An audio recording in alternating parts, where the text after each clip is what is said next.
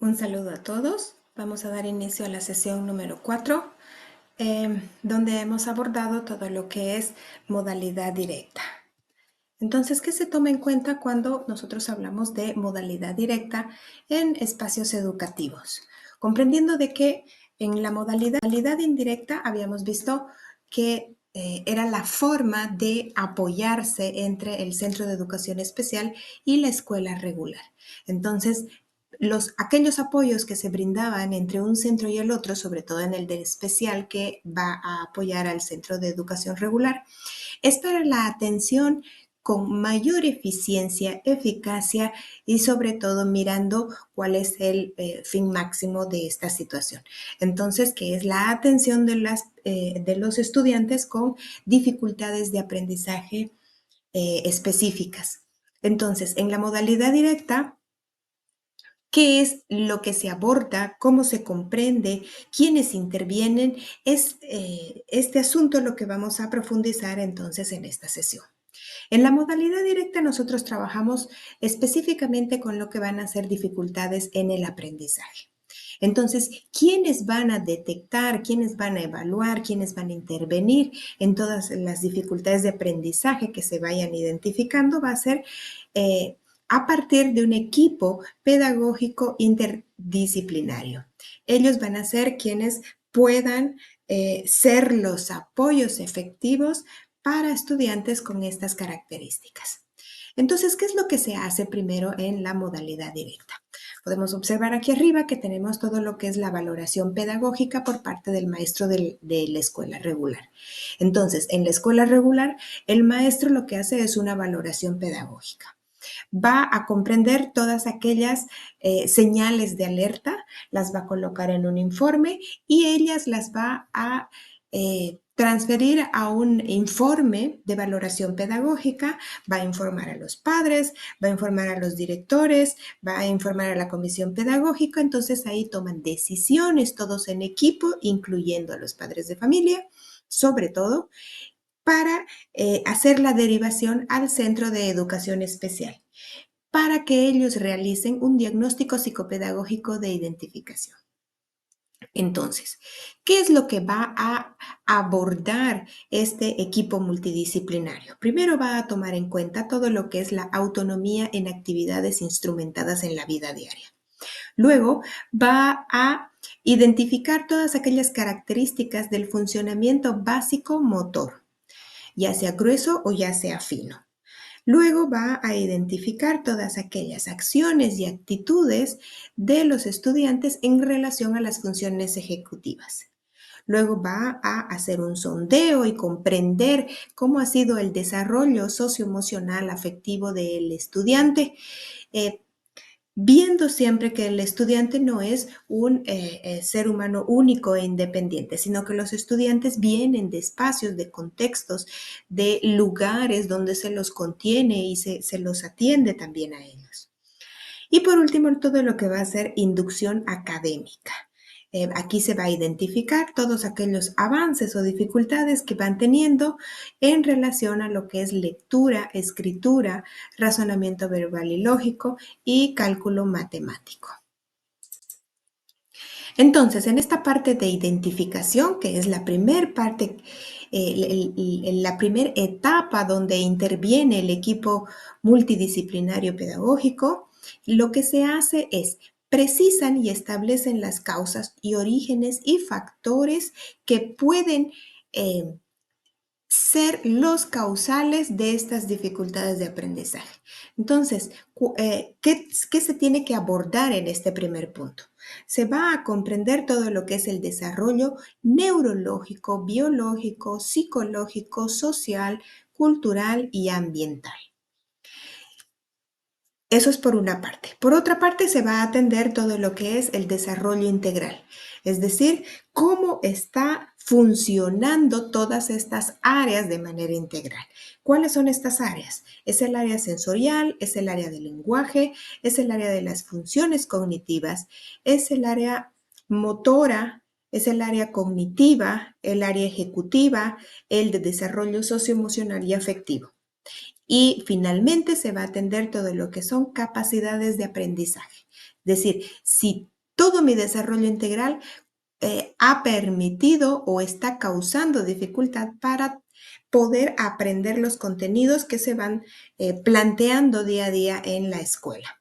Entonces, acerca de los aprendizajes, cuáles son sus condiciones, qué cualidades tiene, qué aptitudes, especialmente intelectuales, que van a permitir desarrollar y aprender nuevos conocimientos.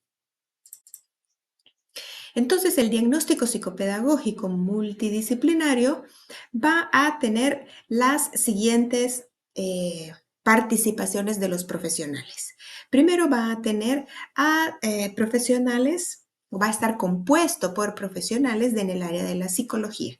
Ellos van a hacer la valoración del área cognitiva, el desarrollo evolutivo, el desarrollo socioafectivo emocional y todo lo que va a hacer comprender el sistema familiar. Luego va a estar el profesional en el área de la psicopedagogía. Este profesional aborda todo lo que son las funciones básicas de los aprendizajes, todo lo que es el área cognitiva y el funcionamiento del cerebro, todo lo que es las funciones ejecutivas y cómo se está desenvolviendo este niño en el medio ambiente, lo que va a ser estilos y ritmos de aprendizaje y desempeño educativo. ¿Está aprendiendo, no está aprendiendo y cuáles son sus dificultades? Luego puede intervenir también el maestro de dificultades de aprendizaje. Este maestro o maestra brinda información relevante acerca de lo que está sucediendo en el aula. No está aprendiendo o se mueve mucho o está muy distraído. Entonces, estos maestros identifican más claramente cuál es la situación específica en la escuela. Luego está el profesional en el área de psicomotricidad.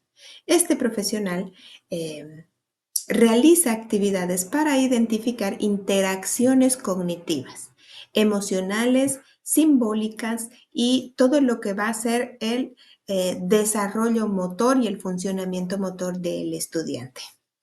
Luego va a estar el área de la neurología, donde se realiza eh, o se establece y se realiza una valoración muy profunda médica para establecer o descartar que haya un compromiso que esté afectando el sistema nervioso central. Entonces, este profesional es muy importante porque él hace ya la valoración orgánica de los niños para poder decir si hay un daño nervioso, entonces, o no hay un daño nervioso para que se planteen todas las estrategias de intervención. Y por último está el área de la fonoaudiología, donde hace la valoración de cuán comprometido está el lenguaje, ya sea para la claridad del lenguaje, para dar respuestas, para organizar el pensamiento, para hilar las ideas, para mantener un hilo temático con la otra persona, eh, todo a nivel del lenguaje. En el caso de un diagnóstico, si hay un daño en el sistema nervioso central, entonces podemos estar frente a una situación de dificultades ya muy específicas donde las consecuencias van a ser mucho más a largo plazo o también van a ser o pueden ser permanentes, porque ya hay un daño orgánico en el sistema nervioso central. Entonces, dentro de las dificultades que nosotros podemos encontrar está todo lo que es dificultades específicas en el razonamiento y en el cálculo matemático, dificultad específica en la lectura, ya sea que tenga un retraso en el desarrollo y en las habilidades de la lectura. Dificultad específica también en la escritura, trastornos por déficit de atención con hiperactividad, con impulsividad o con oposicionamiento, oposicionismo. Después podemos estar también frente a una discapacidad intelectual límite, podemos estar frente a un trastorno específico del lenguaje, podemos estar frente a dificultades en el lenguaje fonético y comprensivo o trastornos del desarrollo. Aquí en los trastornos del desarrollo, del neurodesarrollo, entonces estaría todo lo que va a ser el espectro de lo que comúnmente conocemos como autismo. Entonces va a estar todo el espectro autista dentro de sus diferentes niveles y áreas. Y luego aquellas conductas que va a tener el estudiante, ya sea con menor regulación o con mayor regulación. ¿Cómo interviene entonces el equipo multidisciplinario? Primero lo que hace es realizar un diagnóstico preciso para confirmar o descartar daños neurológicos en el sistema nervioso central. Aclara si está o no comprometida la inteligencia. En el informe tiene que establecer específicamente colocando la conclusión diagnóstica acerca de qué es lo que está sucediendo con el estudiante y si tiene una terminología específica. Para colocar la conclusión diagnóstica muchas veces se tiene que utilizar el DSM-5, que es la categorización de condiciones que pueden tener las personas a nivel médico. Entonces se debe de colocar porque esto nos respalda además para poder realizar las intervenciones y todas aquellas luego actividades terapéuticas para mejorar las condiciones de los niños. Una vez elaborado el diagnóstico, entonces se tiene que brindar en el mismo informe diagnóstico orientaciones con técnicas, estrategias y materiales, ya sea para los maestros y las familias.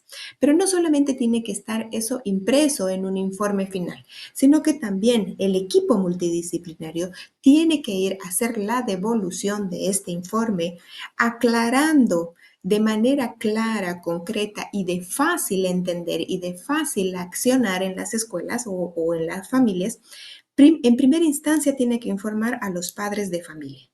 Tiene que explicarles cuál es la situación, en cada una de sus partes, brindarles la conclusión y finalmente darles las recomendaciones. Pero no solamente dárselas, sino también mostrarles y desarrollar aquellos procesos de inducción, eh, darles a conocer cómo se realiza una estrategia o una metodología, cómo los padres desde la familia también pueden estar apoyando a los niños que han sido detectados. Eso es por un lado a los padres de familia. Por otro lado, el equipo multidisciplinario tiene que acercarse a las escuelas. Entonces, a los maestros de aula también tiene que informar, tiene que orientarles específicamente, colaborarles en las adaptaciones curriculares, ya sea programación de contenidos o establecer la metodología de evaluación o la elaboración y adaptación de materiales educativos específicos que vayan a necesitar los niños. Todas estas orientaciones tienen que llegarse al aula, tienen que llegarse a los profesores. Los profesores tienen que tener este apoyo directo, físico e inmediato del equipo multidisciplinario.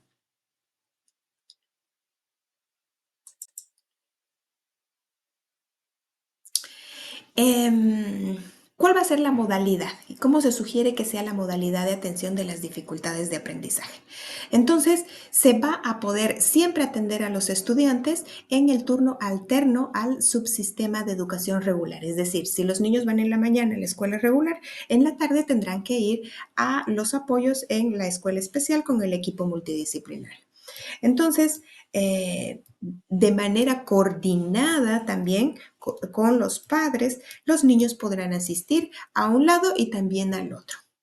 ¿Cuáles van a ser las características de intervención o de atención? Primero va a estar la atención individualizada a manera de prevención o de tratamiento específico ya cuando los niños necesitan una metodología muy individualizada, entonces sí se puede atender de manera individual a cada uno de los niños. Por otro lado está cuando ya van teniendo características más comunes.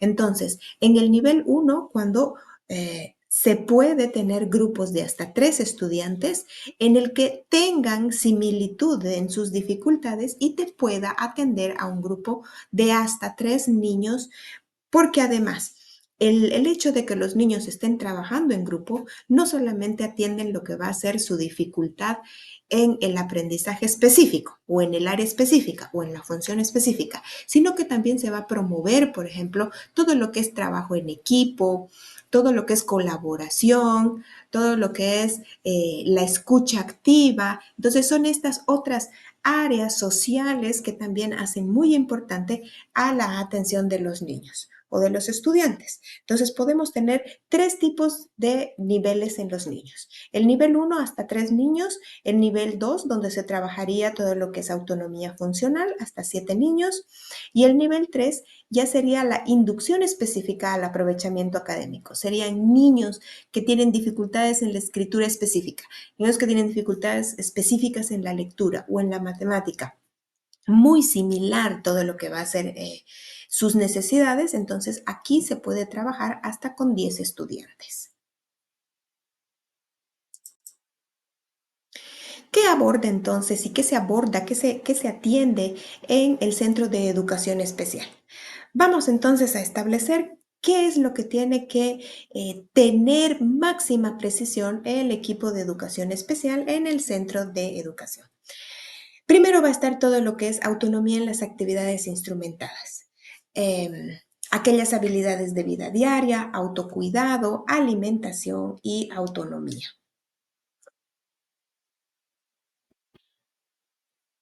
Decir cómo se está autoatendiendo, cómo han sido desarrolladas y establecidas todas aquellas habilidades de autonomía, de autocuidado, de autohigiene, ¿no? De relacionamiento, además, cómo yo me cuido a mí mismo en el colegio, en el curso, en el recreo, y cómo también estoy interactuando con los demás compañeritos.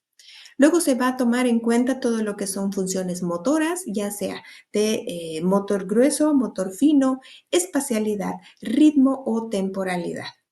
Se va a atender también todo lo que va a ser el desarrollo de funciones cognitivas básicas, donde se tiene que hacer una valoración exhaustiva utilizando materiales muy científicos para identificar aquellas dificultades que se pueda tener en las funciones cognitivas. ¿Qué áreas entra para que se desarrollen las funciones cognitivas? Entran las áreas de atención, memoria, concentración, percepción, lenguaje y razonamiento. Todas estas áreas o subáreas, atención, memoria, concentración, percepción, lenguaje y razonamiento, va a hacer que el procesamiento de la información en el cerebro entonces funcione de cierta manera que el estudiante pueda dar respuestas verbales, respuestas escritas, funcionamientos adecuados a la situación, comprensión de lo que se le está dando o de la información que está recibiendo. Si en el caso de que las funciones cognitivas básicas no estuvieran dentro de las vías regulares para su desarrollo, es ahí cuando nosotros vamos a tener y vamos a estar en presencia de dificultades de aprendizaje ya también muy específico. Luego va a estar todo lo que es la atención en la valoración de las funciones ejecutivas. Primero, lo que van a ser rutinas, hábitos, flexibilidad y autorregulación, ya sea de las conductas o de las emociones. Cómo estos niños se están relacionando, se están desarrollando y cómo están compartiendo con los demás. Luego está todo lo que es el desarrollo emocional y social de los niños. Cómo está su autoestima, su autoconfianza, su adaptabilidad, su sociabilidad, cómo se está relacionando, cómo se está adaptando a todo lo que es su entorno. Pero además, cuáles son las características de su entorno específico. También es muy importante. Comprendiendo todo lo que hemos visto en la anterior diapositiva, entonces tenemos una base ya como más clara de qué es lo que está sucediendo internamente en el niño. Para luego pasar a la segunda etapa y poder identificar la parte de la inducción académica, es decir, si los niños están aprendiendo a partir de las características neurológicas que hemos ido percibiendo. Entonces, en la inducción académica se tiene que hacer la valoración de 3 áreas de aprendizaje. Todo lo que va a ser el área de la lectura y la escritura, todo lo que va a ser el razonamiento verbal y lógico y todo lo que va a ser cálculo matemático. En el caso de la lectura y la escritura, se tiene que identificar todas las siguientes características que estamos poniendo. Si hay habilidades, por ejemplo, auditivo-fonológicas, si hay conciencia fonológica, esto se refiere a cuán significativo es lo que el estudiante está escuchando, si le está dando significatividad y si está pudiendo utilizar de manera consciente los sonidos que está eh, percibiendo. Lo mismo va a suceder de cuando entremos en la vía visual, pero en el caso del auditivo es muy importante reforzar además e identificar si las dificultades están en el área fonológica de ingreso de la información para que el niño pueda hacer el procesamiento en su cerebro y luego sacar la respuesta ya sea a nivel verbal, oral con claridad o ya sea de manera escrita. Entonces aquí se tiene que valorar mucho lo que es el desempeño de los niños. Luego están aquellas actividades semánticas, todo lo que es el procesamiento visoespacial, lo que yo veo, luego puedo transferirlo en una hoja. Y recuerden que todos los aprendizajes, cuando ya se baja al plano concreto, entonces tiene una direccionalidad, ya sea de arriba para abajo y de izquierda a derecha. Las letras, las figuras, cómo es la estructura de la misma hoja, entonces se tiene que seguir estos pasos. ¿Por qué? Porque luego es muy importante cuando los niños van a escribir. Cuando no hay una escritura correcta, por ejemplo, de las vocales, de la A, de la O, y no hay un cierre específico, lo están haciendo a la inversa, lo están haciendo de la derecha a la izquierda, o como ellos hayan podido interiorizar las letras. Entonces, si no hay un cierre correcto entre la A y la O, vamos a leerlo como U. Por eso es importante que sigamos también la metodología de la lectoescritura, de arriba para abajo y de izquierda para la derecha. Entonces, vamos a trabajar e identificar todo lo que va a ser rotación de letras, escritura de letras, omisión y adición de letras y sílabas, y todo lo que es inversión de sílabas y letras. Esto solamente por el lado de la lectoescritura. Entonces, nos vamos a ver todo lo que es razonamiento verbal y lógico. ¿Qué tengo yo que tomar en cuenta aquí? Voy a tomar en cuenta las habilidades para evitar la confusión de fonemas semejantes, ya sea, no me voy a confundir en todos aquellos sonidos que empiezan iguales, en todos los que empiezan diferentes. ¿Por qué? Porque los estoy identificando, porque los estoy diferenciando o los estoy asociando. Todos los que empiezan igual, todos los que terminan igual o todos los que tienen el mismo sonido en el medio de la palabra. Entonces voy a identificar y voy a hacer esa valoración. Voy a valorar también todo lo que es habilidades de corrección de confusión de grafemas semejantes. Es decir, ya los niños están escribiendo, hay confusión, hay comprensión, cómo están los niños escribiendo y redactando las ideas que tienen en sus cabecitas. Luego están las habilidades del manejo de conceptos básicos, de cantidad, orden, tamaño, forma y posición. Todo lo que ya van a ser conceptos básicos de la matemática. Luego voy a ver el tipo de razonamiento, es inductivo, es deductivo, es impulsivo, es ausente, por ejemplo, de conciencia, es mm, o qué características tiene también este tipo de razonamiento. Es más concreto, es más sensorial el razonamiento, entonces hay que identificar también. Luego vamos a hacer la valoración de todo lo que es cálculo matemático. Y vamos a comprender, conocer si los niños o los estudiantes han adquirido el conocimiento de los números básicos.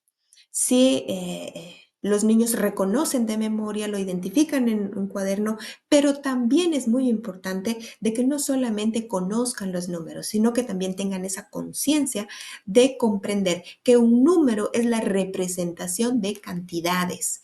¿No? Que lo que sea mucho o lo que sea poco o lo que yo pueda cuantificar es que lo voy a representar con un símbolo que van a ser los números. Entonces eso es muy importante porque luego vamos a trabajar lo que es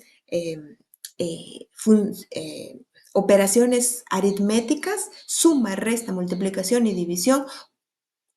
Y entonces el niño tiene que comprender que estas funciones matemáticas o estas operaciones matemáticas se tratan de aumentar o de quitar cantidades o de distribuir cantidades, pero siempre se habla de cantidades y el número simplemente es la representación de las cantidades. Entonces, para que haya un buen aprendizaje de las matemáticas, los niños tienen que reconocer muy bien lo que va a ser la comprensión de cantidades. Y para ello se trabaja y tenemos que valorar también en el espacio de diagnóstico aquellas actividades que nos permiten a nosotros conocer lo que es la noción de conservación, habilidades del manejo de la noción de la seriación, la noción de clase, la noción de función simbólica, el manejo de la estimación en el cálculo matemático, el uso del lenguaje matemático también, porque no es le vamos a aumentar. Sí,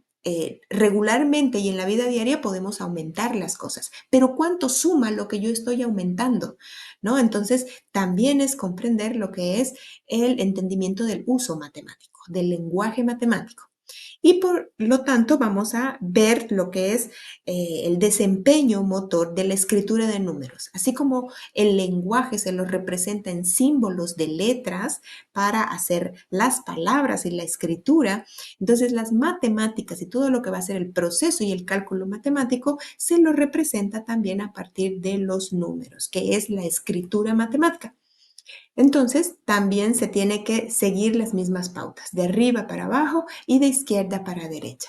Todo lo que va a ser la comprensión de la representación concreta, icónica, simbólica, de conjunto, de operaciones aritméticas y las reglas de resolución de problemas. ¿Está pudiendo resolver? ¿No está pudiendo resolver? ¿Qué es lo que le dificulta para poder resolver? ¿Qué tengo yo que facilitarle también a los niños para que ellos puedan comprender que están frente a un problema matemático? ¿Cuáles son los modelos o los métodos de intervención? Entonces nos plantean también dentro de las tres áreas de inducción académica, ya sea en lectoescritura, en razonamiento verbal y lógico y en el cálculo matemático. En el caso de la lectoescritura, se plantea que se pueda o se sugiere que se pueda trabajar a partir del modelo o el método sintético, alfabético y silábico. También está todo lo que es el método analítico global a partir de la palabra, el onomatopéyico, que es reconocer las formas en el cómo la boca está modulándose para sacar las letras, las palabras, las oraciones. Luego está el fonético, que es el sonido de aquellas letras, el método Doman, eh, donde están las familias de las palabras y a los niños les gusta mucho porque y les sirve mucho, sobre todo a aquellos niños que son muchísimo más visuales que auditivos. Entonces, comprender, por ejemplo, toda la familia de la palabra vaso. Entonces, de vaso, el pequeñito es vasito y el grande es vasote, por ejemplo, ¿no? Entonces, comprender cuáles van a ser las familias y las van a aprender a golpe de vista. Es decir, no van a ir decodificando la palabra letra por letra, sonido por sonido o por sílabas, sino que lo van a hacer entendiendo que han memorizado también la palabra ya en general. Y el método último que lo tenemos aquí, que es para la atención de niños con síndrome de Down o también niños con dificultades de aprendizaje específico en la lectoescritura. Es un método muy simpático, muy sencillo también para trabajarlo en las aulas. Luego están los métodos de intervención para abordar lo que es el razonamiento verbal y lógico. eh, ya sea a partir del método argumentativo, asociativo, casual, deductivo, inductivo, verbal, utilizando figuras geométricas, utilizando secuencias también de diferentes objetos. Entonces, todas estas propuestas de métodos de intervención pueden ser aplicados cuando identificamos dificultades en esta área. Y por último está el área del cálculo matemático, en el que podemos utilizar los métodos como ser Singapur, ABN, algorítmico, utilizar también el apoyo del ábaco, la mano matemática, Matementor, ludomática y las regletas de Cuciner. Entonces, eh, se nos plantea también una serie de métodos para el área de intervención específica en el aprendizaje, donde podemos nosotros hacer uso de cualquiera de ellos para ya sea la identificación de necesidades o para el abordaje terapéutico también con los niños con los que estamos trabajando. Y bueno, este ha sido el resumen de nuestra sesión número 4. Espero que les haya quedado claro la información y este material también se va a subir a la plataforma para que todos ustedes puedan tomarlo en cuenta para refrescarse también un poquito cuando lo necesiten. Entonces, conmigo ha sido un placer trabajar con ustedes. Muchísimas gracias y hasta una próxima oportunidad. Hasta luego.